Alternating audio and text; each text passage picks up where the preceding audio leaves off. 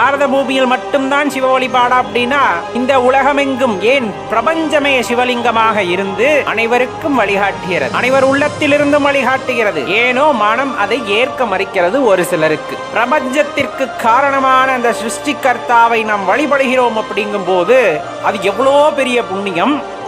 அந்த சிவகாரியத்தை ஒருவர் எடுத்து செய்ய வேண்டும் என்றால் அவர் எவ்வளவு புண்ணியம் செய்தவராக இருக்க முடியும், எவ்வளவு புண்ணியம் செய்தவராக இருக்க முடியும், தெளிவா தெரிஞ்சுக்கங்க. ஒரு சிவாலய பணி எடுத்து செய்வது அப்படிங்கிறது சாதாரண விஷயம் அல்ல.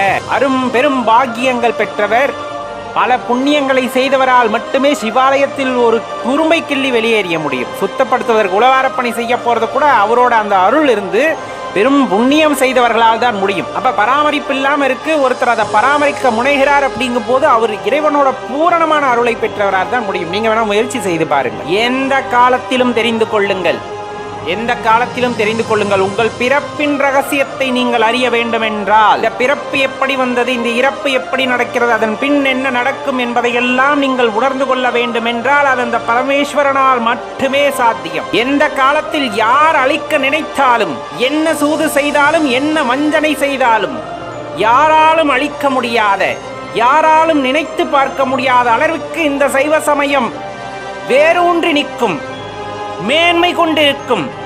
என்றும் மேன்மை கொள் சைவ நீதி விளங்குக உலகமெல்லாம் என்று ஆன்றோர்களால் பாடப்பட்ட அந்த வாக்கியம் பொய்த்து போகாமல் எதிர்காலத்திலே இந்த சைவ சமயமானது உலகெங்கும் பரவி அன்பே எல்லாம் என்றும், அன்பே கடவுள் என்றும், அன்பு மயமானவர் இறைவன் என்றும் எல்லோருக்கும் ஆணித்தனமாக எடுத்துரைக்கப் போகிறது.